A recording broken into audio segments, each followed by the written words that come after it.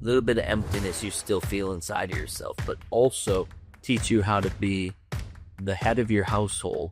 I'm not right wing, left wing, because I take what I see in value from each side. When the storms of life hit you in the face, the death, the divorce, the losing a job, whatever, if you're solid and you say, I got this, because tomorrow's another day, that's stoicism. And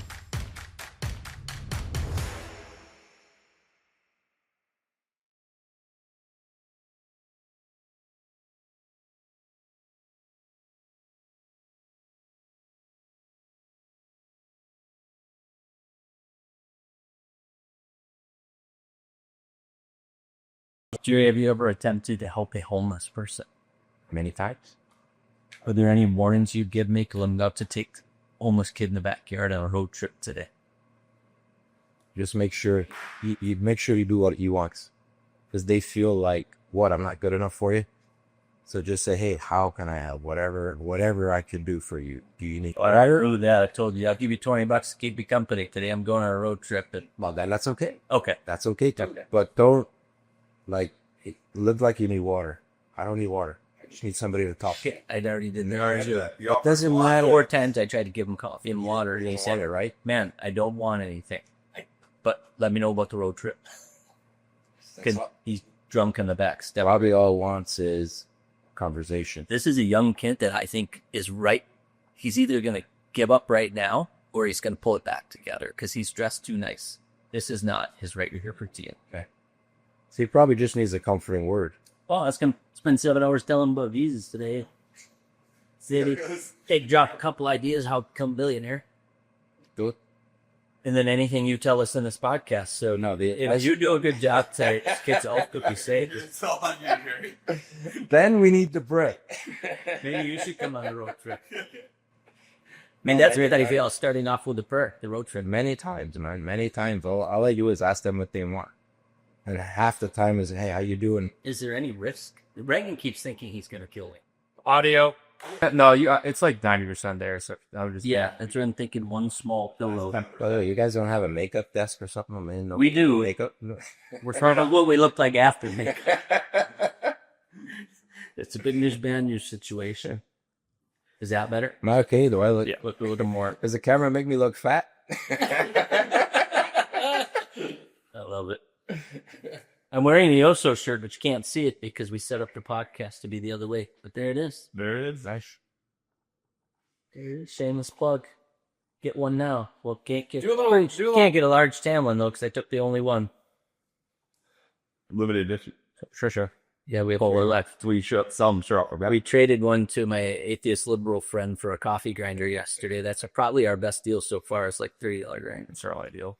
Which make these? I mean, Yeah. You want to do a little intro, Sean? Tell the audience right here what the episode's going to be about and what the goal is here, or there's no option. You're assuming I know that. well, I don't think we're doing intros. just try it. No, We could always edit it out. I don't know what to say. Tell me what to say. No, just go. Okay. Good morning. Good morning. How are you? Good morning.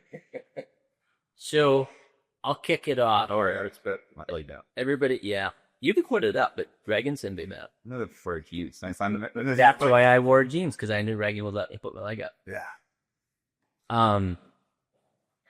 So everybody already knows Jason. But Gerry Gerry doesn't know these. Gerry is a random guy that went to a men's fire from Wild at Heart. Little plug for John Aldrich. John Eldridge. They do these fires all over the place. So you can just go on a website, find a fire local to you. And it's a guy's fire that I don't know why the website says it's. The website makes it sound. Somebody just told me this yesterday. They didn't want to go to a fire because it sounds like it's anti-Jesus or anti-religion. But I think they're just using really strong words to say, don't come here and think you're going to preach to the other guys. Could be. But it's absolutely a faith-based thing. John Aldridge is a faith-based guy. It's just not a church. It's not a Bible study. But the words they use, even that text that Ed sends sometimes, is like, and this is not to go stand on a soapbox and talk about God. And But it is the place to comfortably talk about God. Yeah, it's what they're trying to do, from what I understand, is they're trying to bring it back to the way Jesus taught and built churches. Yeah. 10 people, 12 people at a time in somebody's home, and really confessing and talking and spiritual opening. And not using the word church. And not using the word church. Well, the church, we are the church according to Ecclesiastes. That's according, but we are the church. Yeah, but no fancy building, no. So it's at Campfires, and that's where I met Ed. He came in a black T-shirt, handlebar mustache, and I said, "This is one of the tough dudes. I am really impressed they got one of these tough dudes." Then he says, "Yeah, God's got me writing a book, and I'm going all in on it, and just kind of listening to God for my mission and what He wants me to do." And I was like, I did not expect that tough guy to start off with that. So it's funny because you judge a book by its cover. You decide who somebody is when they walk in the room. And then a lot of times they open their mouth and you go, there goes me just making stuff up and judging. And it's probably going to be the last thing I'm able to shake as a human. And I'll never be able to shake it. It's going to be the last thing I'll end up working on. I'm trying it, is judging and labeling and deciding who somebody is when they walk by. Yeah. Because it gets easier out of it. It gets easier once you dig deeper and understand that, how are people looking at me? Yeah. So you're judging yourself before you judge others. Well, and I feel judged every time I walk in a room. Well, that's only because you're judging yourself. That's travel. So I'm starting to say, so that's going to go away when I stop doing it. So if you stop judging yourself, you'll stop judging others. Okay, I'm not doing it yet. We'll work on it. Don't forget, I'm also. Since then, Gerry has offered to become my therapist.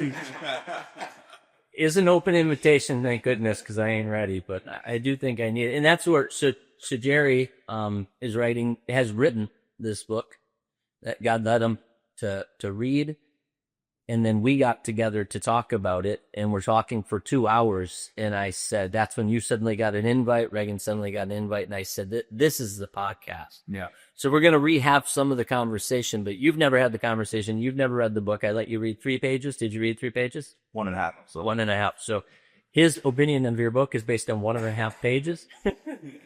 I have read the entire book, and we've already had a 2-hour conversation, but I want to rehab some of that conversation for Jason's benefit and for the other person watching this podcast, if they make it to the end. Oh, they'll make it. I promise you, they'll make it. It's an exciting podcast. You owe us that now. You got to keep it. You got it. Top notch energy. We got, what did you call that? Espresso? Espresso. Espresso. Not espresso. Espresso. You get yelled at. Espresso. S? Espresso. Yeah. Letter S. Espresso? No, ES. Espresso. What am I saying? Espresso. Was it X? Yeah, with an A. Yeah. Okay, so we got espresso and we really got coffee. It could be. You seen it coming? Yeah. This guy don't just speak sense. Remember that when you're my therapist. I'm going to say the opposite of what you try to get me to do. Can't help. My son's the same way. So, I'm going to let you now, Gerry. So here's how it makes sense to me. I'm going to have Gerry give his 30-second elevator pitch to Jason why he should read this book. Then I would love to hear your 3-minute version after that. So I would love to hear the 30-second. I think this is what I'm working on as a man of faith. How can I have 30 seconds with the homeless guy at the stoplight or the business guy that we're talking about business? How can I in 30 seconds share my faith, my journey, and why I think it's so important to have more conversation about the Lord? And I don't have it. Don't make me do it yet. Someday I want to do it. I think you need that for the book. If your mouth is going to be the one that sells. Okay. So you want me to sell the book first, or do you want me to tell you what to do with the homeless guy? The book first. Okay. In the second hour, I want as much advice as you can on the... Are we allowed to say homeless, or is there a word for people that don't have a home right now? Homeless, downtrodden, almost usually. Okay. Doesn't matter. Then I want as much advice on the homeless guy as possible, because I made my first homeless friend this morning. Nice. because I hit him with the door when I went to go up the back door, and I have no idea what I'm doing, but I invited him on a day-long road trip to go get my RV out of Fort Myers. And Jason and Reagan just keep shaking their head at me, but Gerry is a big supporter. I'm on the fence. You on the fence? How about Jason? I'm on the fence. You guys want to come with now? No, I got No. a huge day. Oh, and on that side of the fence. It's more like a distant mountain viewing what's going on down there. You're on not watching me Yeah. jump on to Exactly. I'm on a high perch, so be where I can see very well. Well, if you want to know what they're going to see, Sean, they're going to see Sean and this gentleman in a truck and a nice light right over you. Yeah. Driving right across. I really do believe that. That's what's going to happen. Yeah, this kid is in decent clothes. He was helping me take the trash out yesterday. He just showed up yesterday because he's plugged into our outlet, so I think he felt he owed me something. Right. So he kept grabbing the trash whenever we'd go out there and then run it to the dumpster. Nice. I feel like he just got to this place and he's got a life and death decision to make in the next 72 hours. I really believe that. I don't know. I'm making all that up because I'm just Don't focus on that. Yeah. don't focus on that. Don't try to save his life in this. You can't. Just listen. You can't. He can't. Okay. The best thing you can do is tell him how he saved you. That's the best thing we can do. Ask him how he's doing and how he saved me. And let him hear The you. Lord. The Lord. Not Josh. Not Josh. Okay. Not who. I thought you meant how Josh saved me, and I was like, oh yeah, because I'd have been totally warranted, and now I had somebody to talk to. Wait, who's Josh? Josh is the kid. Oh, Josh is the kid. I already went and got his standard. Oh. I did wake him up, though I feel a little bad, because he said he was just trying to rest his head. It probably didn't help. Sorry, see how we'll sleep off those beers. And then I scolded him that he needed to clean up his mess if he wants to go on the road trip, because he kind of threw his beer cans over.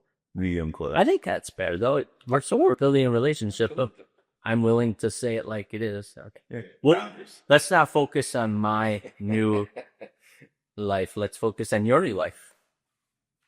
So I would love to see what is the 30-second elevator pitch. And if it goes a minute and a half, some elevators are slower, that you would share with, how old are you, Jason? 43.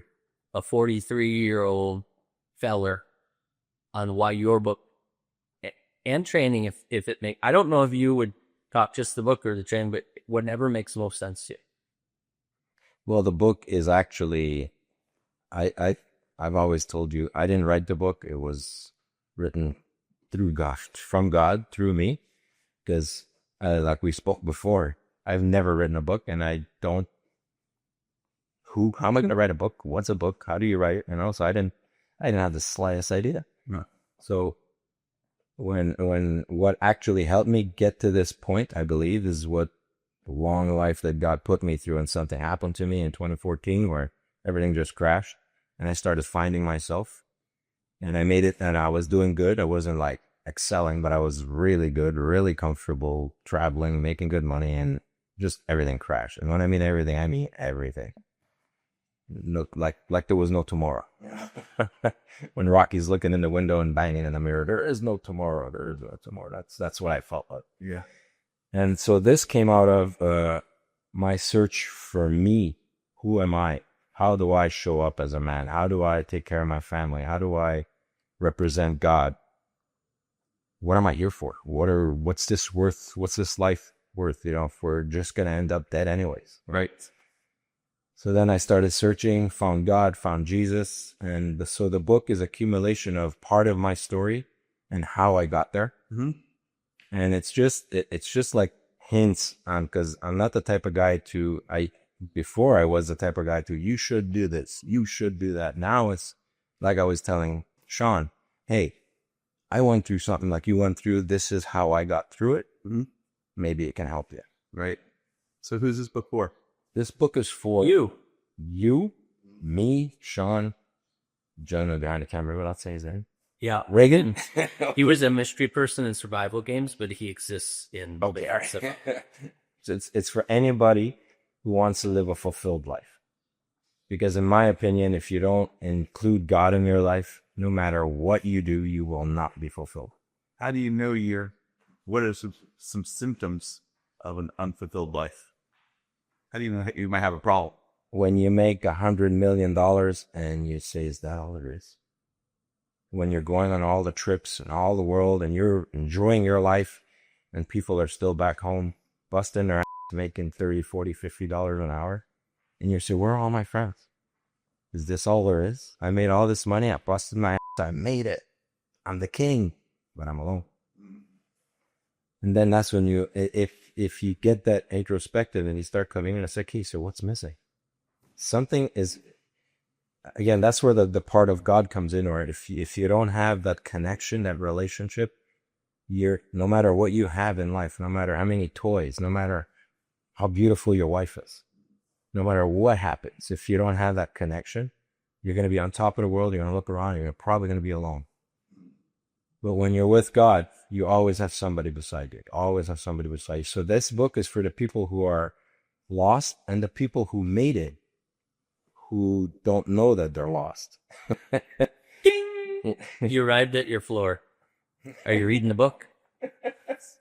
I personally don't feel a connection to it yet. But maybe we'll be talking more. Well, but it's not a connection to the book. What's missing? From a business startup perspective, I feel like that you have alignment between messages and audiences and who needs to hear it.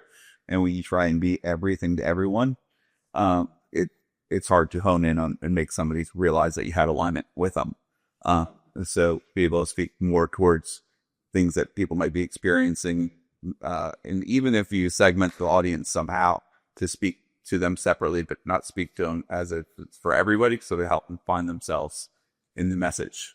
Okay. When you're a sales guy, so you know that, right? Where you should create. So I don't know if you've seen our dummy over there, but that's Seth. So Seth is our target customer for YOSO clothing. Seth is 25 to 45. Oh, in that sense. Okay. Yeah. Seth wears blank clothing all the time. Seth doesn't know what brand his socks are. He just knows that they cover his feet and don't slide off when he walks. Seth don't care what brand they are. He wants quality and doesn't want them to wear out because then he won't tell his wife and he's going to run out of socks because Seth doesn't really pay attention. So our target customer has a name, an age, likes and dislikes. And I think that's what you're saying is if the book doesn't have an age and a likes and dislikes, how will you market?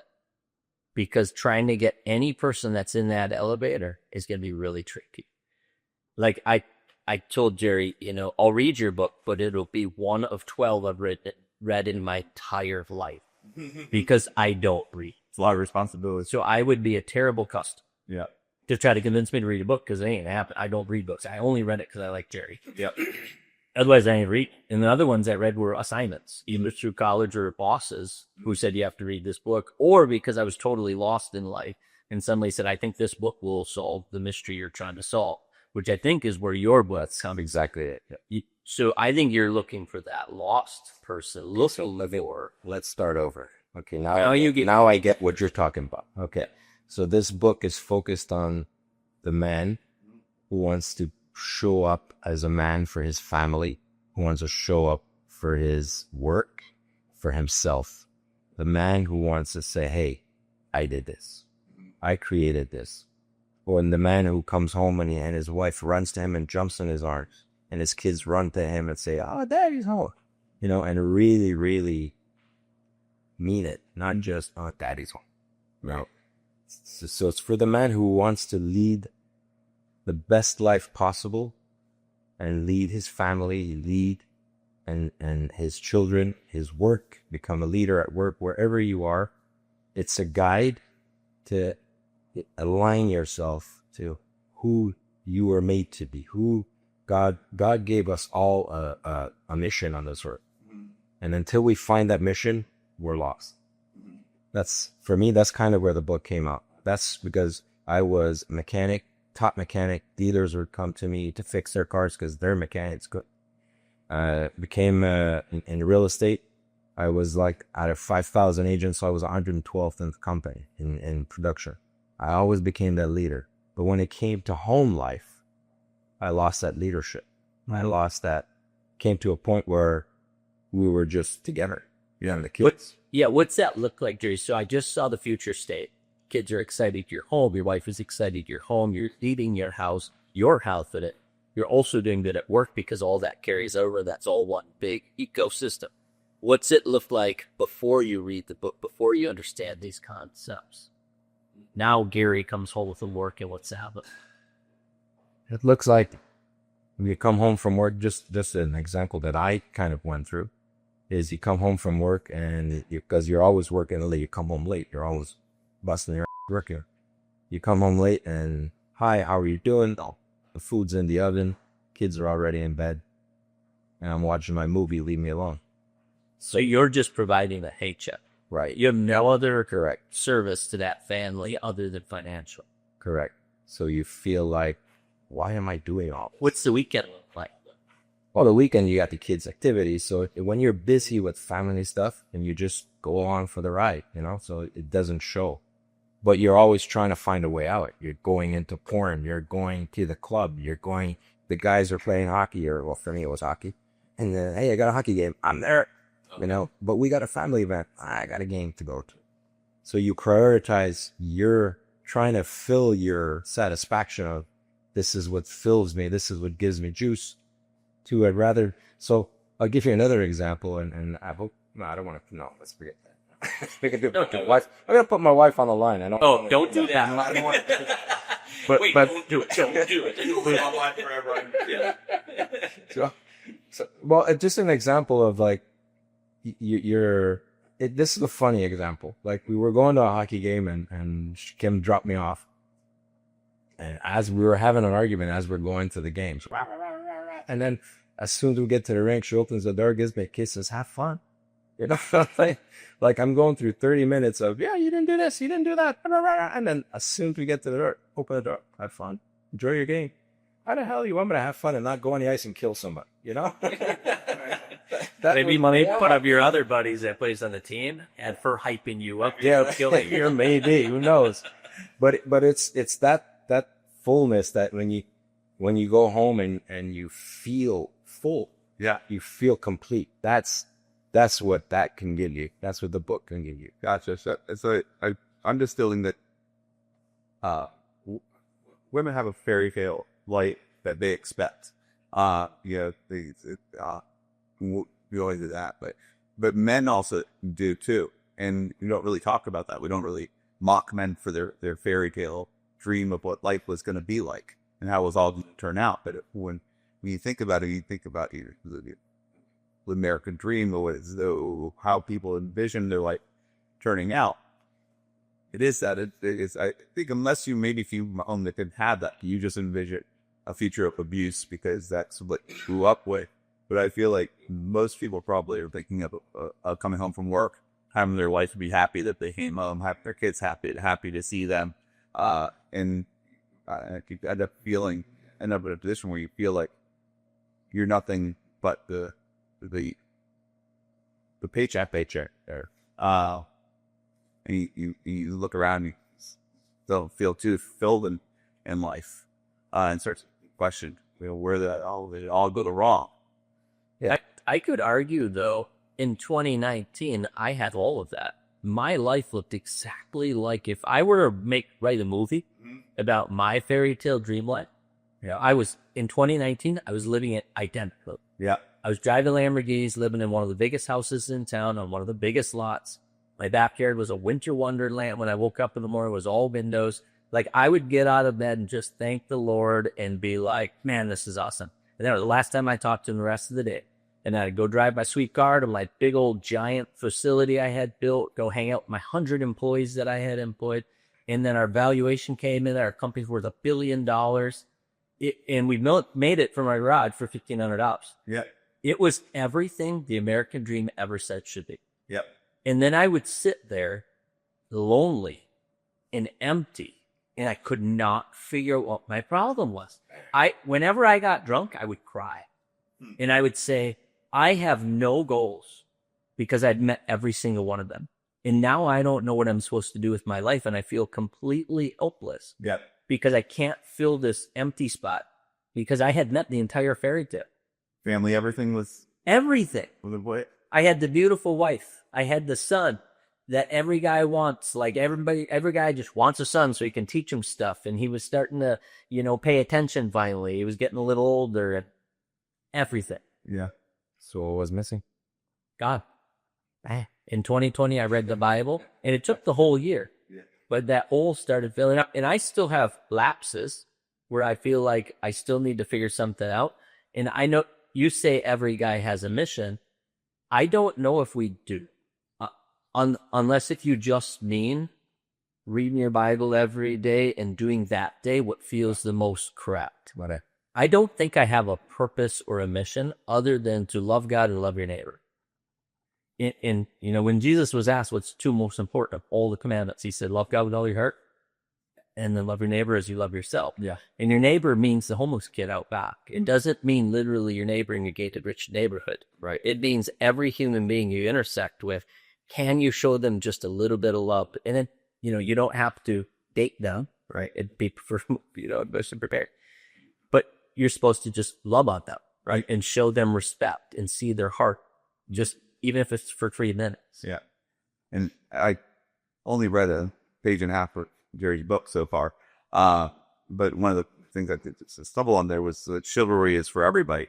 It's not just a man's responsibility towards a woman, but it's towards everybody. And I think that makes a lot of sense for what you're saying there. It's love like I'm neighbors, like treat What chivalry is, I don't even know what that word means still. I read the full book, but I'm a slow learner. Remember, it's the whole book I've ever read. What is chivalry? Took me 10 years to write the book. I'm a slow writer. Okay. Perfect. Get it on my heart 10 years ago to write it, and they finally came out. Yeah. Chivalry is, I actually wrote it down because I remember you asked me that. Let me go get my book. No, what's it mean to you? Chivalry to me is protection, strength for the meek. Okay. And for the meek. So it is that knight in shining armor standing at the door guarding the castle. Respect. Yeah. And raising people up. Okay. I wrote down my version of it, but that's chivalry basically is that it's like the knights of old, you have to respect, defend the woman, but it's not just a woman. It's in this one or that one? Not my book, not yours. I'll give you all of them. I wanted to stop you to get your version, but I don't want to. No, that is my version. I wrote it down. Just that in my armpits of all. Oh, the guards must be. out of math or something. Yeah, I said Josh was in trouble. I was going to go. Oh. Wait, you check on Josh over? Just kidding. No, it has to be there. I did not bridge. Hey, what stoicism out of the way. Well, or whatever they part of the door. Oh, the trash is on the other side. It's actually a great spot you chose because we can't see it. Oh, yeah. Unless if you try to go out the back door, I smold. I was like, and I knew he was there. You think I'd have opened it slower, but yesterday he was paying attention to stay on the door, but the 12-month Elos, I think. Yeah. I didn't write my chivalry. I wrote on another piece of paper. I was papers everywhere. But that's basically what it is. It's being there to support the weak and to help people who need. Anybody who needs. Men, women. Which stoicism then? Because you use those two words as like the crux of the book. Stoicism, that I wrote down, and that's very important. That's strength from the inside. That's the example I gave you of the oak tree. That's stoicism. An oak tree is stoic. The tree of an oak, the roots of an oak tree go really down deep. The trunks are nice and sturdy, and the branches are branches. So if a hurricane comes, or for those in the north, a very bad storm comes around, and it's like 50-mile-an-hour winds, the leaves, the branches are swaying, things break off, but the tree and the roots are not going anywhere. It's got to be a really, really, really strong storm to knock down an oak tree. That's stoicism. When the storms of life hit you in the face, the death, the divorce, the losing a job, whatever, if you're solid and you say, I got this, tomorrow's another day, that's stoicism in general. And that's what the Bible tells us that your wife, your family need and want. Is a man that has confidence in himself. Yep. He's got a solid core. He's going to provide. He's going to, be successful. And he's not going to waver and change his mind and say, well, whatever you want. Yeah. And that's, we make fun, and I'm one of them, that our wives don't want to even pick where to go for dinner. Right. Well, it's because they want an oak tree. They want scholarships. They want you to know what she likes and say, I'm taking you here tonight because I know that's your favorite. Well, those two things. What you just said is let your yes be yes and your no's be no's. Yeah. So that's where it's the stoicism. And on, Is that in the book? no, it's not. Gerry, you're holding back. I'm sorry. Yeah. to me, stoicism is being calculated, and in that calculation, being confident, and that's what keeps you rounded and stable. So it's to not be flighty or wishy-washy, and really be very focused. Yeah, I So what if Gerry told you he wrote a book that would not only help guide you on filling that little bit of emptiness you still feel inside of yourself, but also teach you how to be the head of your household in a solid, sturdy man that your wife and kids look up to and want to follow, and be a strong business leader and a person that knows how to achieve goals? I think that's more focused. Why didn't you just say that? So that go ahead. I was going to ask you, in that 2019, 2020 period, when you said you're kind of empty and looking for stuff, if that book was given to you, do you think that would have helped? Or what do you think the impact that book would have? Yeah, absolutely not one bit. And let me tell you why. And this is why I wanted Gerry to come on the podcast. When Gerry talks to me, he would help me. Yeah. Especially because every time I wanted to talk about his book, he kept wanting to talk about me. And I said, you know what, Gerry, when you come on the podcast, the first hour we're going to talk about you and your book. But the second hour, I would love you to interview me because you just are so good at asking the right questions and understanding people. And you genuinely care. I could tell he doesn't care about his book as much as he cared about me. Okay. And that's so cool. And the other thing that I noted when we talked is everything he told me was not in the book. And I was like, bro, you're holding back. So my advice to him was, you have perfectly written the outline for the book you now need to go write. Because, and then he shared with me, a lot of times I was sharing my story and then spitting out the key points. I said, yep, that is a key point book if I ever read one in my life. He tells me something happened in 2014. Won't tell me all the details and walk me through the story so I could smell the air and feel the temperature and be there for the story. He tells me this happened and that happened, but he won't tell me the story. And I asked ChatGPT, I said, why is Wild at Heart, John Aldridge, such an awesome book, and why had so many men grasped onto it and showing up at these Wild at Heart fires and doing all this stuff just because of this book? And it said, because it tells real stories that John experienced himself and then relates them to other people in how they're probably seeing this stuff play out in their life, and then gives them permission to be men. Yeah. And permission to feel the way they feel. The reason you want to go to the hockey game and play hockey, and the reason you want to take off and go on a team trip, is because that's what's in us. We're built for adventure. We're built for being men and being tough and putting ourselves in crappy positions and for fighting our way through it. Like, we're built that way. So your wife telling you shouldn't do that is not okay. But if she's telling you can't do that because she's not comfortable the week you're gone, because you haven't created that chivalry and that stoicism of a stable, strong household, Right. that's on you. Yeah. Because you haven't provided enough security for yourself to lead for a week. Yeah. Can have foundation. To touch a little bit, and that brings me a little bit to the point you talk about, is women want three things, basically: protection, security, and to be heard. They want to know that you... Now, that order. The first one is whichever order. They want to know that you're hearing them. They don't want you to fix their problem. Yeah. They want you to come home and, I had a day, rah, rah, rah, rah, and you're trying to say, but honey, take the nail out of your forehead. Pain will go away. It's not what they want to hear. They want to hear your story. They want to know that you're there to support them. Chivalry, lifting them up, just making sure they're okay.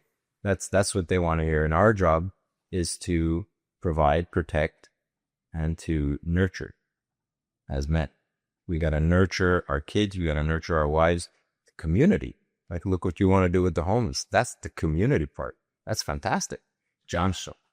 I called Josh.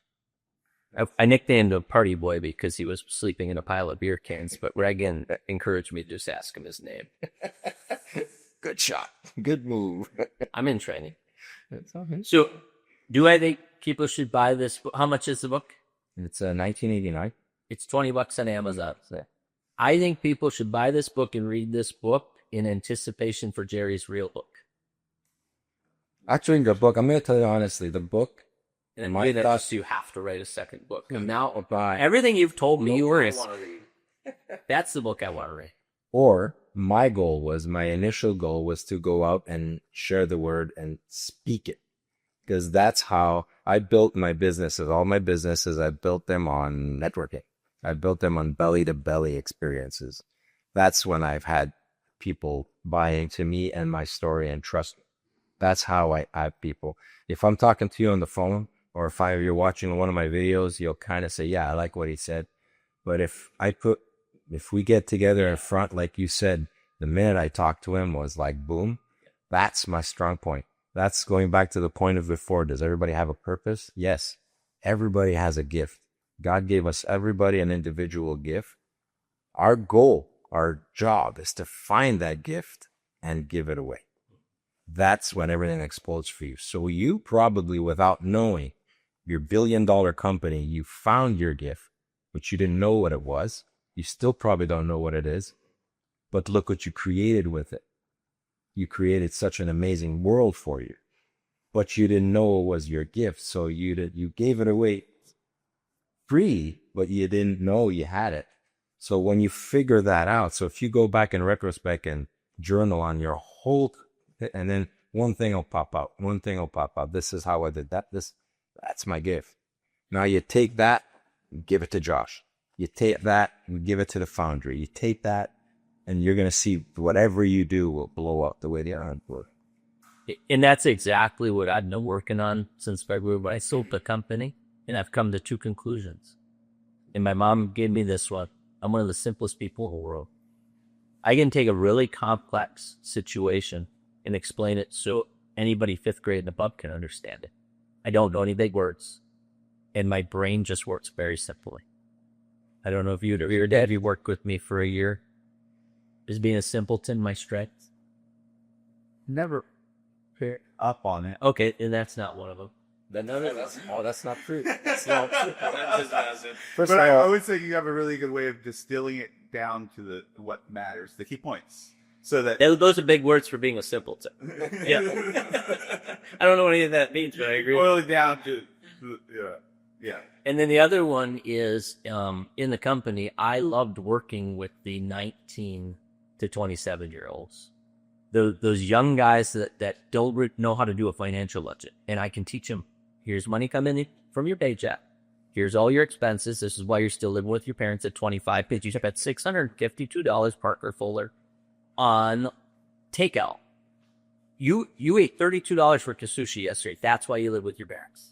Exactly. And he wanted to move out. So when he saw that, he quit going out and moved out of his parents' house. Like, he never knew that. And I loved teaching groups of people that, giving them the tools and then showing them how to fill in the calculator to understand that. We would show them, we made a calculator on a website that they could put in how much overtime they didn't get about working next week, and it would spit out how much money that would equal, so they could put that in and do future planning now. If they want to buy a jet ski, here's how much overtime. Sean, you know your gift. Yeah. You're just not using it. Right. Well, I am now, because Josh, I think, is in that same position. Okay. He's that 19 to 27-year-old that doesn't know his way and just needs a little bit of support and guidance. That's where you spirit, but Ray, he was already too off track. I'm 28 in January, so I'm almost out of that 27 cost. That's pretty much out. So what happens at 28 is their cerebral cortex is already developed, which is the frontal part of your brain. Yeah. And this is real. Yeah, I know. If you look this up, it literally in scans is underdeveloped all the way to like 25 to 30, depending on the child. Yeah. And I say child because your brain's not developed. You must be a child. They're man children, right? Right. So Reagan's is developed. I honestly think his was probably developed earlier. Yeah. It's just not complete. So it's done growing. It's just not all there. You got what you got, Ray. So he has informed me that I should expect 80% of everything. So when he puts together the furniture, he leaves all the stickers on. Because you got to take it apart. You know, the back of it. No, because he already did 80% of the job. See when these screws are sticking out the top, but yours aren't? He built them all different. And he says on purpose, But he didn't finish putting all the screws in either. The outlets just fall out. So my point is, he's too far gone. Because when I explained that to him, he didn't come back and fix it. He just moved on to the next thing. The 27 and younger would have said, I'm going to fix. When he comes back next time, I'm going to have that fixed. Because they see my stoicism. They see the strength of my oak tree saying, it's not okay that that's the law, right? When they get past that age, they're like, he'll get over it. I'm focusing on getting this website up and getting these clothes for sale. And he's told me flat out, there's a lot of things that go through with you that I've determined aren't worth doing. And I'm like, right, because you're past that age where you're trying to do it because you want to for me. You now will make your own decision. And I really believe all this, and this could all be totally off. But that's why I like that age, because I think that there's wanting Make a change. to meet your requests just because you're asking, not because it makes sense. You know, it's the dad that says do this, and the kid doesn't say why. They do it because dad asks. We're told. And they all called me dad at Custom Offsets, which I had no problem with because that was the relationship we had with, I'm going to tell you to do it, and you do it. Yeah. It wasn't a dictatorship because I was always willing to listen. If I was wrong, you need to speak up. Right. But assume I put some time and effort into this, and I know what I'm talking about, and assume that you should do it last, which Reagan absolutely does. I like to dog out him because he's like the whole person I could hang out with all. Honestly, Josh could take some pressure off if you. He's rough. Yeah. Especially if he becomes their full t-shirts for us, which is next idea. So, enough about me. Gerry always does this every time we talk. It's up a conversation about myself. But, you know, people love to talk about themselves. So I totally agree with you. The point you were making was, if you can get in front of somebody, are you going to get in front of one-to-one? Are you going to get in front of virtual groups? Are you going to get in front of 5,000 people? Are you going to team up with Joel Osteen and speak in front of 70,000 at the Astro Stadium or wherever he does his book selling? All except the Joel Osteen. Okay. Because, and I told you this the other day, as soon as you know where you're speaking first, I would love to be at. I do want to keep listening to Gerry speak. Right. I don't want to read an outline book. I want to hear the good stuff. So would I read that so I understand what I'm walking into before the seminar? Probably, because that would make more sense to me. But I still hope as you speak, you take all those notes and throw them into a machine that spits out your actual story. Because, and this is just me, and if I'm not your Seth, if I'm not your target market, then don't do anything of this. I read a book because I can relate to the person. Mm-hmm. Gary Vaynerchuk ran my whole company because I related so well with him. I really loved his story. He put it all out there. He didn't hide anything. He didn't get personal. It's not about his family, but he told you every detail of his business, and he never held back his secrets of how he was being successful. And because of that, I trusted him. And that's what I was sharing with you is, if I heard you speak, I would trust you, and then I would buy stuff from you. But there's no way I'd buy stuff from you because I saw a video. Because you're not, unless if the video was you sharing, getting deeper in telling me what happened in 2014 and telling me why you really wrote this book, or showing me how you've transformed somebody's life because they did this one-on-one coaching with you, and you got to where they needed to go. Because just like when you tried to pitch the book to Jason, he's like, I've heard that 100 times. I'm not looking for that, so I'm not doing anything with that information. Right. Yeah. I could see him. It was like last week or the last podcast, since this probably won't be weekly. We tried to get Jason to become a Jesus guy for 2 hours. We beat up. And at the end, he says, what did you say to him? What did you say to Charles? You said, guys like you are the exact people that caused me to never want to get closer to Jesus. Or you said the way you approached it, exactly what I expected you to do, and it did nothing for me. Right. I think that was more on. Yeah, his approach would never be. I don't see his approach being what brings me to Jesus. That it helps me make that breakthrough. Because it's the same facet I've seen over and over again. For me, that's a closed door. I'll go around the other side of the building to check again and see if that one's unlocked. But that's just it, Jason. You didn't break. He broke. He was on top of the world. And I said, what is this? That's it? That's all? Yep. He broke. He found Jesus. Yeah. When you're going to get there, Yep. God willing, you will, because if you go through life with no purpose, then why did you live this life? What did you give back? Mm-hmm. You know, we got the gift of life. We think it's because our parents got together one night drunk and puff, we're there. Mhm. No, that was God did that. The actual fact that that little sperm made it that far out of 20 million, that's the miracle, right? So if we got to that, we got the gift of life. So we got the gift already. How are we going to give somebody else life? Whether if it's speech, whether if it's helping Josh break out of his wherever he's at now, because he's in his own bubble, making him see the outside. And the best way, like I explained to you the other day, was the best way to show somebody, if I know how to have conversations with him where I'll help him understand. I'll make him do nothing. I'll help him understand how Jesus can help him. Like right now, he says, I don't need help. I'm good. I'm happy. My life is great. You know? But it's going to come to a point where he's going to say, what? Wait, I did this, I did that, I didn't work, and I got, what? Why is this? Do you have any of that? This empty hole that I talked about? Oh yeah. I don't sit well at home. I always tell you, like, I don't sit well. I don't sit still about ever. Like, I'm always doing something, looking for something, Chasing happiness. Yeah, my house doesn't really feel like my house feels like my family's house. That's all their stuff. That's their comfort zone. My comfort zone is in my office, doing what I do well. Mm-hmm. My wife does the house well. She does the kids and the responsibilities. But that's her job. That's her job. How she was not.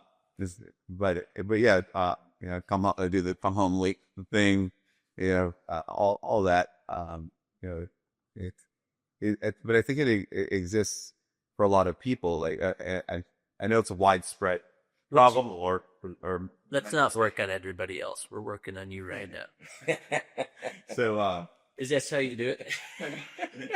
I'm the worst there. I'm not that blunt. I'm a bully. I'm not that blunt, but yeah, it's a bully issue. I go. See, I was little. I was probably 100 pounds as a freshman in high school, and everybody wanted to bully. So I had to be more of the bully so that I wouldn't get bullied. So my mom always said, "You had no idea how little you were." So that's like deep bully there. You know, the big tough chihuahua. Yeah. But you just said, yeah, you got this hole. Or do you have the chivalry thing? Does your family see you as the knight shining armor that protects them? I do think so. Do you have the stoicism thing? Do they see a solid oak tree that they can rely on and they don't really see any wavering in a storm? Could I be more stoked? Maybe. But as far as the anchor, the foundation family, yes, I'm confident. So you got the two, but you got that hole. Yeah. So what is your plan to fill that hole right now? I've been working on just introspective and understanding how my wife and I's relationship has evolved to where it's a big part of it. Just kind of clicked for me now is realizing that I met her before my brain was completely developed. I met her when I was 22, and I crossed over that at some point and solidified in this new adult version of myself. I don't know what point her brain solidified to, but it does seem that both of us changed some. In the logical thing, if you don't know about the science of how the brain matures, is to say, well, life changed. Before we were carefree kids, we didn't have we didn't have all these responsibilities, and stress comes and all that, and that happens too. But it's that conflated with the other, with the actual science of your brain and what's happening there. And so for me, it's more about recognizing what works and makes sense logically. So Gerry, what do you hear in here? Let's break them down. And then working on those things, to be vulnerable and honest with myself, and to recognize that I have a responsibility and one of the ingredients in what I'm dealing with right now. And you can't put it on everybody else. So yeah, I think I know that compared to a lot of people, I do a lot of self work, a lot of introspective, and do a lot to set aside my own ego. And that sounds egotistical in itself. No, that's That's the key, though. That's the key. You said something important there. It's to let go of your own ego, Yeah. because that's what makes you make all these stupid decisions. Else your ego. I got this. But isn't that what introspective is? I'm just going to rely on myself to fix all of this? Introspective? No, an introspective is more going down and saying, what am I really made of? Right. What am I made? Can't do it. Stop and then go to a new We can do it, subject. everyone. Oh no, we're still on this. Okay, I question. was gonna say, okay, yeah. He's just trying to tell me what to say now. What was the question? I'm not telling you. It's better when I know what's going on and you don't. So let's finish. It's always good. Are you ready? Okay. So, what I heard Jason say, I don't even know if I want to play that game.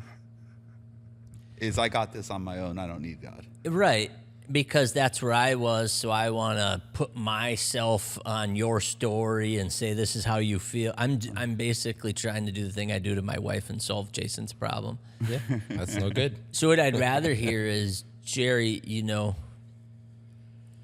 we tried to beat Jason with a Jesus 2x4. I brought in a guy that knows the whole Bible, and he couldn't convince him. This podcast is just trying to convert Jason to Christianity. It's called the book is Foundry. a V's. It's a guy called the just- Foundry because we're going to bring in one man at a time and make him a God person, whether he likes it or not. You know how they just smash metal into the form they want it to be? Beat the Jesus in you. Shape you So, up. based on what Jason just said, he has that hole, but he's going to fix it by being introspective because Jason can fix all things. Well, how did you find God? Got it beat into me. So I joined a men's group, and after 2 years of me asking lots of questions, Why did you join a men's group? my wife and my mom told me to, Why do you think they told you to? because it said young CEOs on the little brochure, and I was a young CEO. So why did you ever ask them, why did you tell me to go see that? Wasn't life great? What did they see that Yeah. you were missing? What the heck?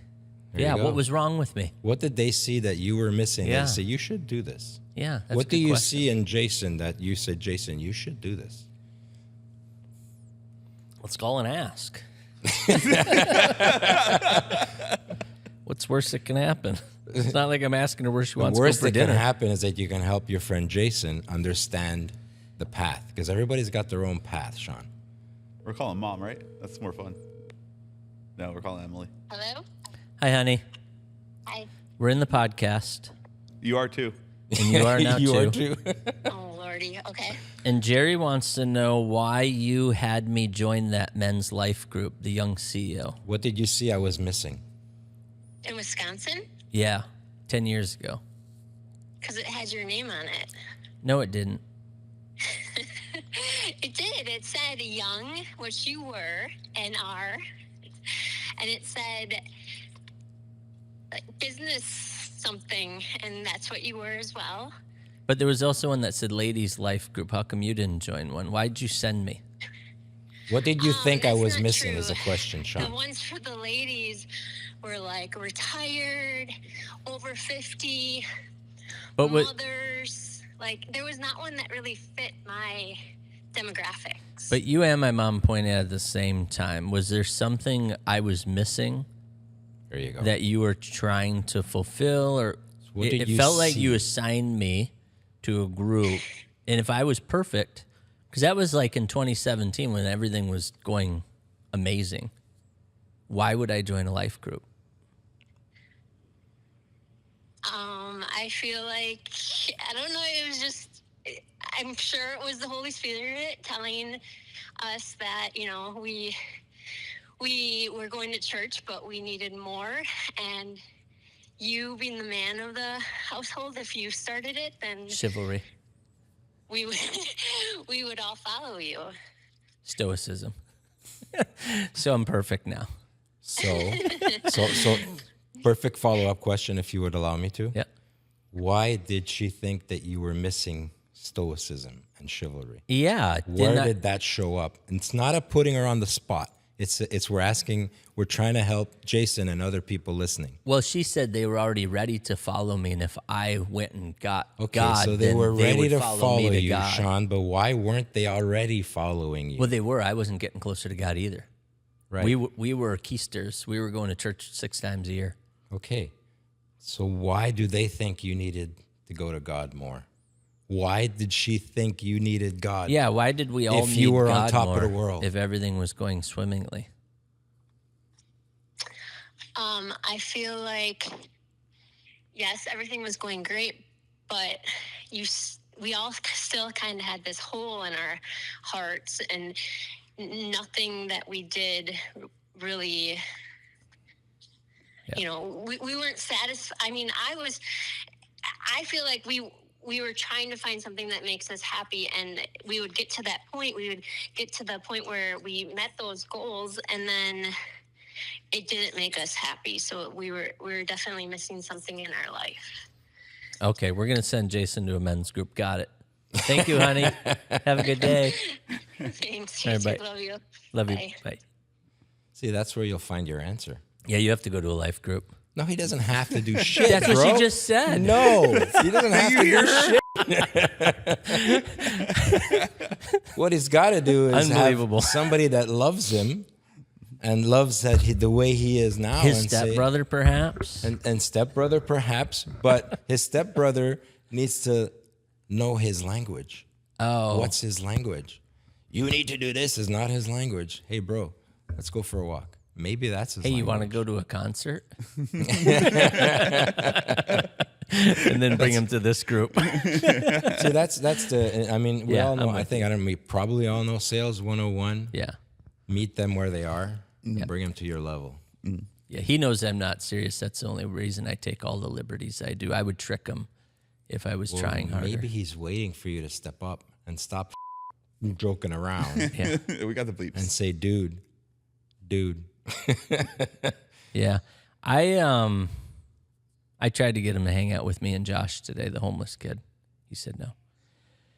No, I'm with you. I totally agree, Gerry, with everything you said, because that all makes sense. I'm trying to think of, oh yeah, I was just going to tell a joke that's inappropriate, so I'm going to skip that. What'd you learn from my wife, who's really smart? That she probably saw you cry when you were drunk. Yes, she was there. That's why she's saying it. So that's why she sent me to a life group? 'Cause she saw Why that wouldn't she send me to AA? Well, she saw that you were feeling very empty. You guys already had a relationship. She said she was too. Yeah, but she wanted you to lead her to. Do you think that means that The if well. the man is empty, the wife is empty, and the kids are 100%. empty? Yeah. 100%. Yeah. If not, the wife's going to take over and be the man. Right. Now you're in So Michelle Obama. ish. Well, I'm going to tell you a personal story. My wife. that? Is that public now that she's a dude? Well, Oh, it's come more- on. it's- Let's not. Is this? I'm out. I'm out. No. What's No more, matter who we're talking about, I'm out. what's more established is Brigitte Macron. Yeah, definitely. If the husband's not the anchor in the house, somebody's going to be the anchor. Yep. Somebody's going to be the anchor, whether it's whether they're a good anchor or not. Let me ask you something, Somebody's Jason. going to take that role. Have you ever cried in front of your wife? Yeah. Does she see your ego, or does she see who Jason is and what Jason needs and wants? Does she see the real Jason, the real broken man who you are, without knowing that you are, because we're all broken? No, I think she. Even if I tell her, because I'll straight up tell her, I can be very vulnerable, and that's part of, for me, the introspective is to allow myself to be vulnerable to myself, and then to allow that to come out and let her know what I'm dealing with. So what's stopping you from being introspective to yourself? I am introspective to You are? myself, yeah. So are you answering your questions then? Are you finding your answers? For the most part, yeah. Okay. Yeah, and it's something that's still working on for sure. And I think this came up last time when we were talking about the rubber ducky with developers. They'll have a little rubber ducky on their desk and they talk to, and to figure out software development snags that they're running into. They talk to a little rubber ducky. That's just childish. No, I'm just kidding. And It'd be better if there was a golden and goat statue.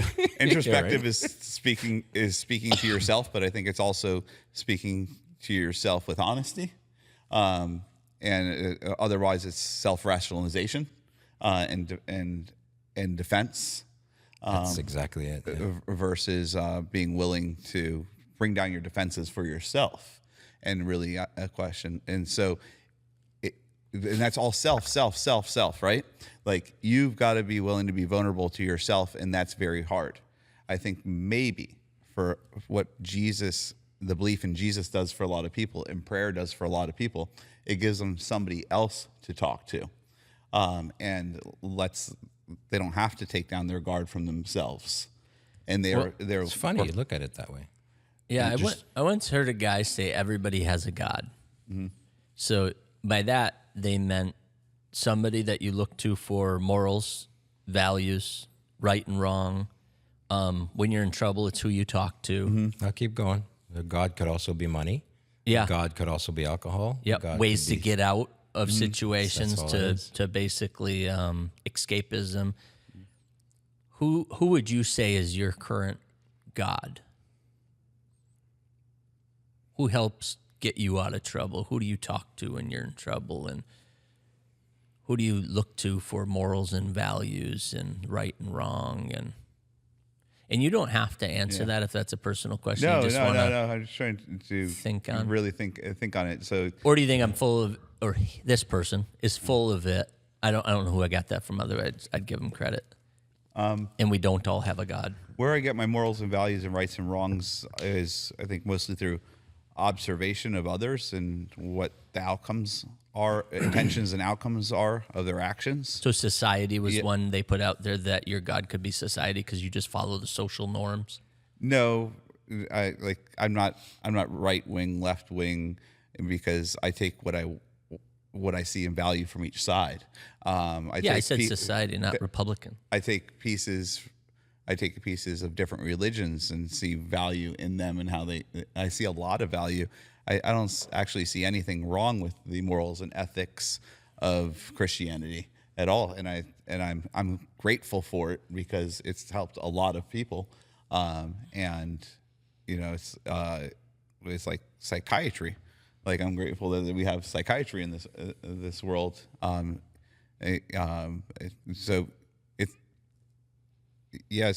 I piece it together.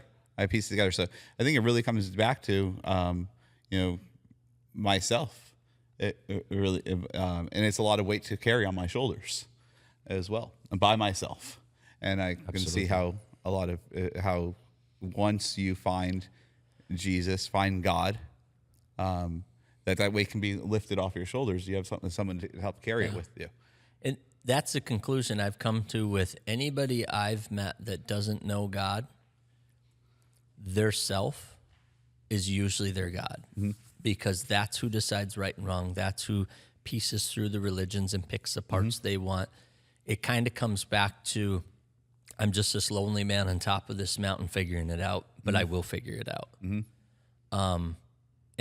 I don't know if that's right, wrong, indifferent. I don't even know if that's true. It's what I keep coming to. Yes. Because I think kids would end up being dad or mom. Tell me what's right and wrong. They tell me what to do. They kind of run my life. Yeah. So they're my God, because they don't, if they don't have a relationship with the Lord. But you're both onto something, and I get what he's saying. The only difference is he hasn't realized yet that the kingdom of God is in him.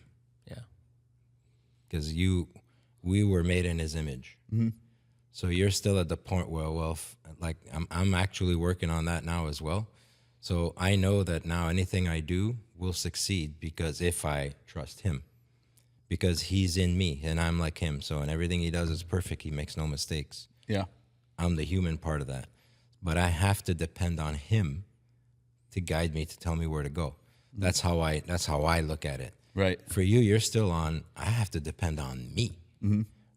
But the connection wasn't made that, well, me is an image of him. So I'm really depending on him, but I'm thinking it's me. I just don't want to agree that it's him. Right. So your ego has got that that I don't need you. I got this. Right. But inside our souls, we all are. We're in His image. We're created by Him. The agnostic, the atheist will say no, Big Bang Theory. But how do you create something from nothing? If there was this big boom and there was nothing, where did this boom come from? Right. You can't. You gotta have an atom. You gotta have something. So the something that's always constant is God, is your higher self, your higher infinite intelligence, whatever you call it. Right. There is something there. So until you connect with that, you're still gonna think, I got this. I'm good. Just like he did, just like I did. Yeah. And I think you live in the world where you agree it's unexplainable still, and you're open to understanding where all this came from. You haven't decided either way. Is that a fair? Yeah. Yeah. Yeah. Yeah. Yeah. Which I think is a perfectly fine place there's to no be. right or wrong. As long It's as you just wake up where tomorrow you are. morning. If you don't, then you're in deep doo-doo. But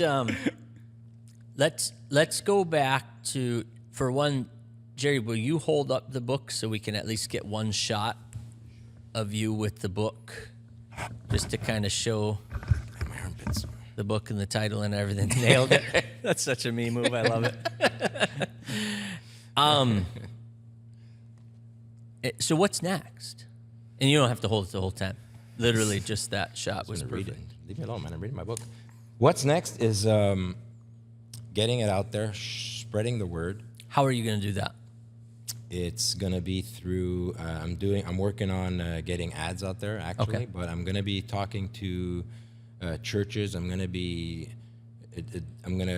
actually use this podcast as intro as well to help people understand more where I'm coming from. But the goal for me is not to sell books. The goal for me is to transform lives. I want to change lives. So whatever it takes, that's where I'm going. How many? What's your goal? The back of the book in my heart says 1 million men to start. I want to transform 1 million men to understand what real values are, because a lot of the stuff that we have, that we go through today as men before we hit 28, like you were saying before, has all been implanted in us with our family, from our parents, from our teachers, from whatever it is. And that's how, from 0 to 7, we're sponges. Whatever happens, we take in. From 7 to 21, that's where our social life develops, and that's when we interact and the other people's lives come to us. Oh, that's cool, I want to do that. And then from 21 to 28, now we're trying to figure it out. This is where we're literally like drunken idiots just walking this earth, not knowing what to do. A lot of us say, yeah, I'm goal-oriented, I'm doing this, I'm doing that, and you know what you do, but you're focused on the goal. You're focused on like The house, the car, building the money. this $1 million business. You're not, and then when you hit 28, that's when it starts. Well, I'm here, now what? I did this, now what? That's where you gotta. But the people who are lucky and they figure it out young, then the rest of their life, most of their life, they're helping others. Like it took me 50 years. I was always a giver, I was always a helper, but it took me 50 years to realize I can't do this alone. No matter what happens, I can't do this alone. So, and that's where it literally, a little bit of a testimony is when I was going through this stuff. I think I mentioned this I don't remember if I told you last time we spoke, was I was driving on a highway. I was selling furniture at the time. This was my first encounter where I knew that there was a God, and I could trust him. I was driving to Orlando, going to see a customer, and it was right before I got pulled over, going like 135, 140 in my Camaro. And the cop pulls me over and he says, dude, you know how fast you were going? Yeah, I said, they no, don't sir, like that. I do not know. Tell me. And as he's talking to me, we're walking behind a car. He looks and there's a nail sticking out of my tire, like in the back. He says, I'm going to give you a ticket because of that nail, because I was about to give you a warning, because after he talked to me, he saw my face was distraught. And I'll tell you why after I point out how stupid I was going 135 with a nail. He says, if that blew up, you would have been dead, sir, young man. I said, okay, sorry. He says, slow down. So I was literally driving, and I was like I was like lost. And I literally looked up crying, and I was just focused on a pole. And I said, Lord, I'm sorry. How old were you at this time? 35. Okay. 40, Yep. maybe. I said, if you're not going to fix me, take me home. I'm done. Been there. So that's the first time. Because a week later, it just hit me. And it's like I heard a voice saying, hey, dumb, you're still here. Get your together. That's when I started saying, okay, there's got to be something else. There's got to be something else. So until anybody, Jason, you, anybody has that moment, you're not going to seek. You're not going to look for him. Right. Seek and you shall find. Right now, you don't need him. You're on top of the world. There's going to come that moment. See, we got both sides. I'm on top of the world, but I don't need you. I'm on top of the world. Crap, I'm alone. We have both sides. And I was like right in between. Yeah. I was on top of my world, but I was empty. Yeah. And so many people say, you know, they met God at rock bottom. And I had a friend that was telling me, I believe that you can only meet God at rock bottom. I said, I'd like to testify as the one that met him at the very top of the You mountain. don't have to, yeah. You don't Because have I felt like I might as well be at rock bottom. Because it wasn't there. Felt that empty. Exactly. Yeah. And Jim Carrey said something about, I wish everybody could realize their biggest dreams and goals so they can realize how little they are and how little they mean. Exactly. Because That's the minute exactly he it. realized all that, he went, crap, there's nothing here. Yeah. This still sucks. Because he was trying to please somebody else all the Yep. time. See, he was going with, because he had breakup family, and he lived in a broken family. He was always trying to please his dad. He was always trying to please his dad. And that's where, and his mom was unhappy, so he wanted to make her laugh. That's where he got into this, you know, to be the best comedian ever. Yep. Why did I become, this is the story I was telling you, said tell that in the podcast. God works in funny ways, man. This is the short, long story. I was 10 years old. We were living in Canada. My dad went to Italy for like a month. And it was like winter. So the car was inside. And I wanted to tell me at a 10-year-old saying, I want to do something good for my dad because I was looking for his approval. So I wanted to do something good. I wanted to fix his car and clean his engine. So, you know, back then, I don't know how young you guys are, but we had the wires with the spark plug. Yeah. So I pulled out the wires and the spark plug. I cleaned them and I put them all back. Oh, boy. Proper order, Not right? thinking of the firing order. Yeah. I knew that So was I went coming. to start it. I must have been 12. I went to start it. Oh, man, I said, he's going to kill me. I wanted to do something good. He's going to kill me. And it's that day that I said, okay, this is never, I was so embarrassed. I said, this is never going to happen again. I'm going to be the best mechanic out there that everybody's going to come to me. I'm going to fix any car. And that's what happened. But Yeah. the funny how God works. So I was in a relationship for 5 years with a girl that I thought I was going to marry. And I proposed to her and she left me after 5 years. So okay. So that's how it works. All right. But in the meantime, I became this top-notch mechanic. Happens after the 5 years with my girlfriend, bust my finger at work. My dad passes away, and my girlfriend of 5 years leaves me, all within 6 months. That was the first time I hit rock bottom. And I'm saying, what do I do? What do I do? It's okay, I got to pick myself up. The ego, I got to pick myself up, not knowing about God yet. So I said, okay, since I'm this mechanic, I know I'm a good mechanic. I said, how do I get into these good shops? So I went and worked for delivering auto parts. And that's how I said, I'm going to go see all these shops, and I'm going to pick 2 or 3, and I'm going to apply there, the best shops that I like. I walked into this shop where I met my wife. I didn't know who was going to be my wife. She's this big blonde 80s hair, you know, the curls and everything. Not my body type at all that I like. And I walk in, I said, what the hell's a woman doing at the front desk of a man's garage? That was my mentality. Judging. Chivalry out the door.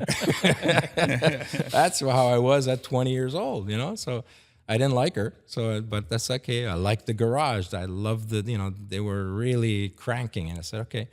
They hire me, and I end up, after we get to know each other a year and a half, that she's doing the accounting, and she starts talking to me, and she's going out with this Italian guy. And I said, and she was asking me questions. Well, he did this, he did that. What do I do? So I got tired of her questions after about 3 weeks. I said, look, you want a man to show you what a man should treat a woman? Let me take you out. Not a date. Let me just take you out. Nice move. Okay? But I was not thinking of the date. For me, It's it a was long game. He got the job. He waited a year and a Okay. half. right. No, Slow the game. no commitment date, not date. All I right. hate you guys. But that's not what happened. so I literally, to me, it was not like a date. I said, it was like look, I'll show you. You want to know what a man is? Like my machoism, I'll show you what a man is. That's how you should be treated. So we're going out and we go out, and that night I can tell you what she wore. I can tell you what she looked like, what she smelled like. And she'll tell you the story sometimes. We went to this Chinese restaurant and we're sitting and I'm looking at the menu and I'm just looking over the menu, just staring at her. And she's talking and talking. All of a sudden says, you know what you want? What? Yes, I do. And it ain't on this menu. So tell me. All of a sudden, you're a creepy old guy. So he's young at this time. Talk to the waitress. 36 years later, we got 2 kids, 2 great grandkids, and we're lovely. But tell me that God didn't have his hand in this. Yeah. Tell me at a 12-year-old, who in his right mind, 12-year-old, would you think about saying, I'm going to clean my dad's motor? Yeah. So he wanted me to become this superstar mechanic to go work at that place to find my wife. Yep. And I'm going to hurt her, I'm going to mistreat her, and I'm going to let her go, and I'm going to divorce her, and I'm going to treat her like crap. Hell no, it's him. He gave her to me. So that's how, but I learned this when I was like 40. I didn't learn this when I was going through it. Like Same. to me, I was 41. you know? Yeah. So until you have these connections and you have these experiences, if you're still thinking it's all about me, it's all about you. You know, the one question that there's this evangelist talks on TV, on YouTube. He asks the people he talks to, he says, if you die today, do you know where you're going? No. Right. He hasn't decided yet. See, I do. Yeah. 'Cause No he's in matter what charge. happens, I'm going to heaven. I'm sure Sean does the same. I know he knows he's Definitely going to heaven. Yep. Yeah. Yeah. So if we live for today, we're going to stay for today. That's also a very important question. So when you can ask, because all this is futile. This is all in biblical. This is all futile. All our gains, all this furniture, everything we have is totally useless. It's all vanity, like Solomon called it. It's all vanity. It's nothing because I've never seen a hearse with a big U-Haul with a big safe in it going to the cemetery. I've never seen that. Agreed. Yeah, we're just going to donate all this back to the secondhand store we bought it from. But that's what I'm saying. We told them, just come get it here. So this is where you start thinking, okay, so why am I doing this? What is the higher power? That's when you start connecting with your God. That's when you start connecting and finding your answers. Right. See, Jason told us last podcast he still feels bad for us because we believe that's where we're going and we're not living our best life because of it. Well, who says we're not living our best life? No, I'm paraphrasing. I started saying that I felt bad for you for something, and you thought that's 'Cause where I I- was going with it. Yeah. But I don't remember what my actual statement was, but that wasn't it. It was We'll have to because revisit. He'll have to cut I think back. it was because you feel bad that I am worried about you. Yes, and there where you go. you're going, and you don't want me to worry about you. There you go. Because you're fine where you're at. Yeah. Yeah. He feels bad that we worry about him. Because that's the kind of caring person he is that he wishes we didn't worry about him because he ain't worried about him. So, Jason, let me tell you, you got a favorite restaurant? Not necessarily. Honestly, nothing jumps to mind. Okay, but what's a nice place you like to go to that you really say, you know what, Sean, you need to know about this restaurant. The Bad Fish concert over at that little village thingy. Whatever it is. Yeah. So you know about it, or with your, let's say you have 2 kids. You have kids. You said? Oh, I got where you're going with this. Yeah. So yeah, so you've got. You want to share that restaurant with other people. You want to wanna introduce share other that. people You to want- it. Yeah. That's how we are. Yeah. Dude, we found, I think we found the answer, which the oldest book in the world tells you that it's the right answer. So we think we found it. We want to share it with you, whether you take it or not. It's up to you. But Oh, yeah. I really need you to know that I think this is the right way to go. Mm-hmm. Or it's like your kid, just, hey, don't put your hand on the stove. You're gonna get burned. What? Oh, I got burned. Yeah. Yeah. But you love the person, so you want them to have the best. I get that. Yeah, totally. That's where this comes from. Yeah. It's not really worry. Yeah. It's It's more, we wish you would know like that. You can feel that peace inside. Because when and another little testimony is when I gave my heart to Jesus, I found the weight lifting up my shoulder. Huge.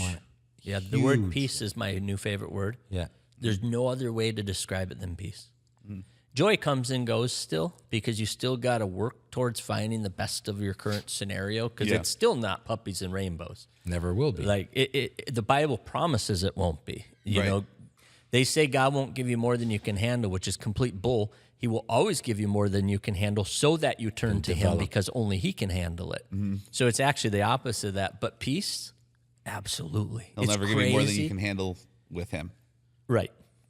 He'll never give you more than he can handle. That's exactly it. That's exactly it. So if you pray for patience, he's not going to give you patience. He's going to give you a situation so you can create patience. Teach you patience. Yep. Yeah. The hard way. The hard way, yeah. Yeah, but peace. I mean, that's been my word of 2025. I'm hoping it's my word of 2026. But that people were asked, I was on a men's call the other night. We were talking about what we're grateful for in 2025. And I said, 2 words, peace and joy.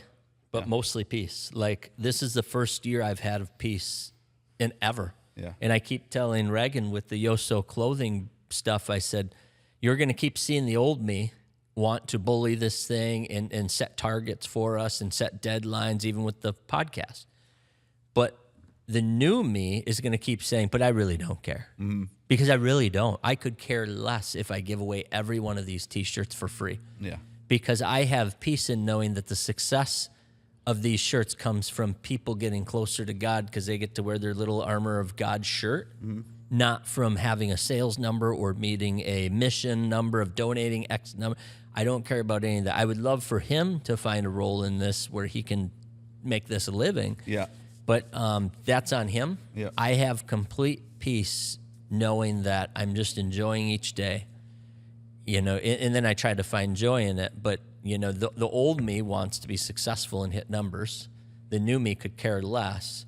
I live my life bipolarly bouncing off of my own self every, 30 minutes probably, where I get in an argument, every 5 minutes, where I get in an argument with myself. We weren't even going to do a podcast this week. You texted me and says, what's the plan? And I said, not doing one. I can't come up with it, and I don't know what to do.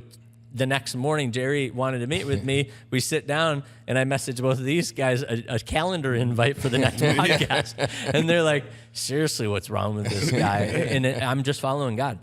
I felt like God put you sitting in that chair, and I was deathly afraid to give honest feedback about the book. I was telling Reagan, I just don't know what to do because it's not the story that I've heard you talk at Men's Fires.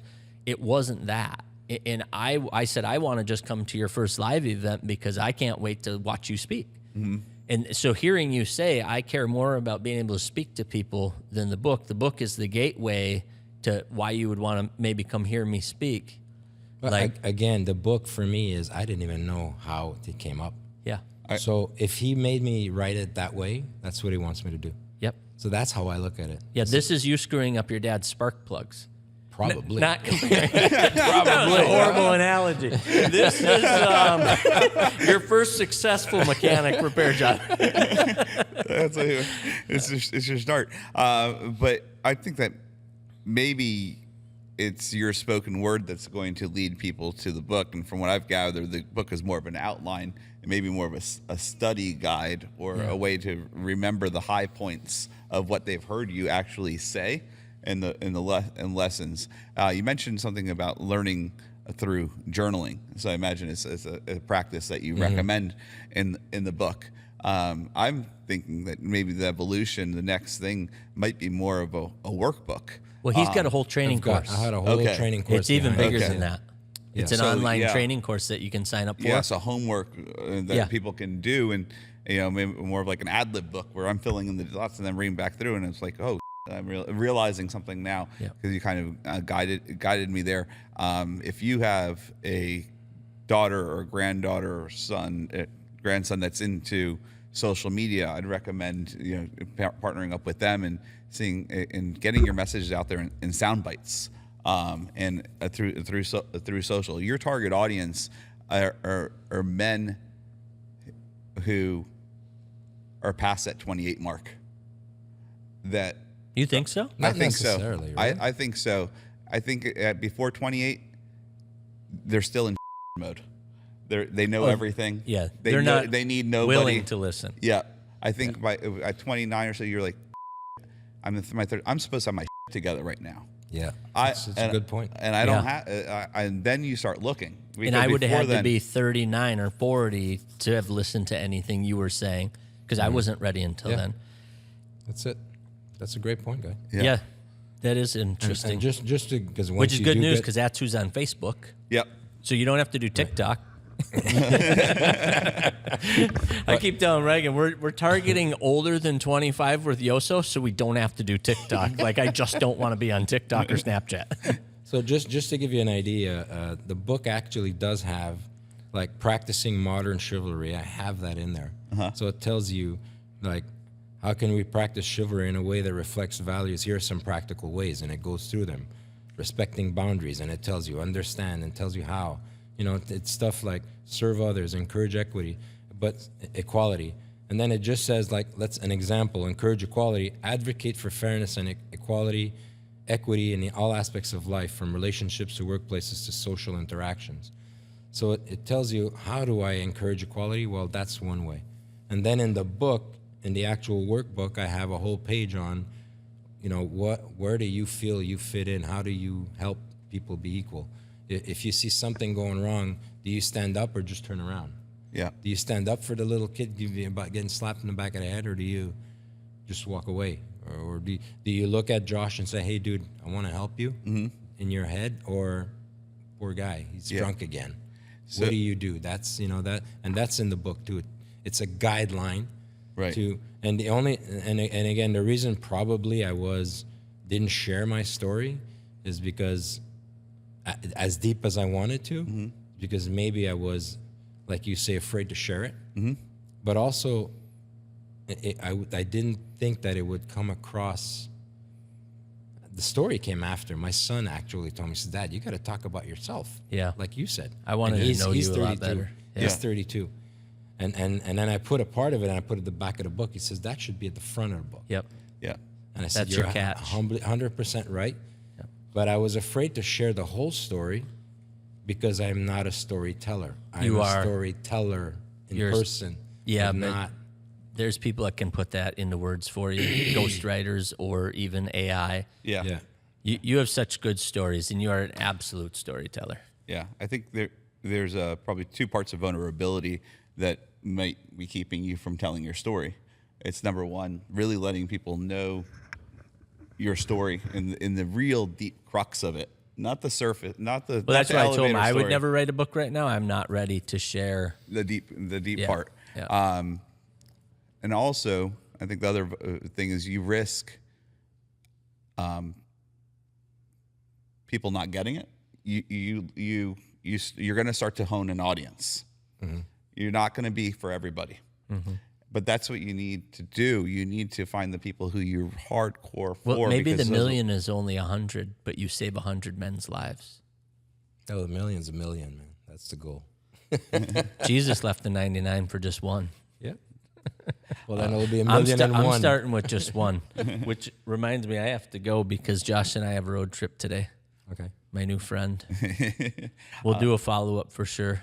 Well, you had asked me the questions for you, and I got nice questions for you. So Let's do a follow-up another one. podcast, Yeah. and I'll sit in that chair, and Gerry can sit here, and then the mission won't be to fix you. The mission will be to fix me. There's no fixing, brother. Oh, no crap. fixing. I'm gonna be like this forever. But I really appreciate you taking the time, Gerry. It was as good as I hoped it would be. You know, the devil likes to convince me these are gonna suck every time. 3 days before the podcast, I have nothing but anxiety about it, and I don't know why that gets in my head. And every time we do, and I enjoy it so much, I could care less if 2 people watch it. I don't care if any people watch it because the conversations I get to have. And that's what I told Jason. I said, I think you're going to end up being the co-host of this thing. So I hope you're enjoying it because I just love spending time with Jason, digging into people and understanding.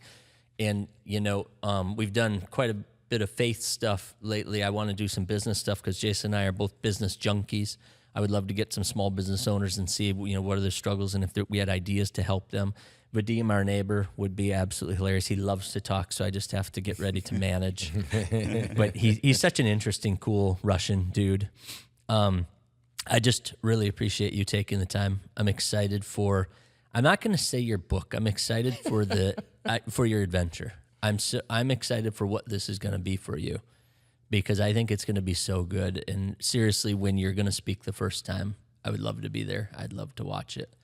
Maybe we'll get Reagan to come and we can film it and give you some sound bites, get something out of it. Maybe Reagan can be your grandkid that helps you a little bit with social media. Reagan hates social media. Yeah, I know he does.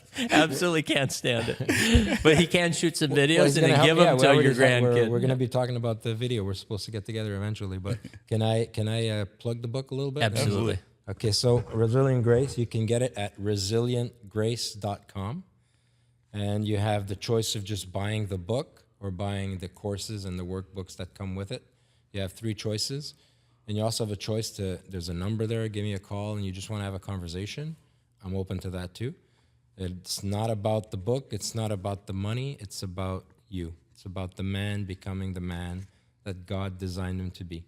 That's really what it's about. That's where it all came out. It's real quick, because I know you said you had to go. I forgot to mention that. It also came about that I saw my family suffering and struggling what I went through before. And now I see my son-in-law doing it, where they're lost. They're just like sheep running around without a shepherd.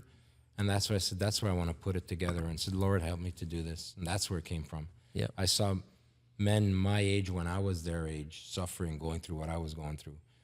Marriages on the brinks, lives unfulfilled and all that stuff. That's really where it came from. So if you can, the book is just an outline. It's just to get the word out. Hey, this can be you. There is a better place. There is a better way. And God's got you. Whether you believe in God or not, we all have a purpose. We all have a mission to accomplish here.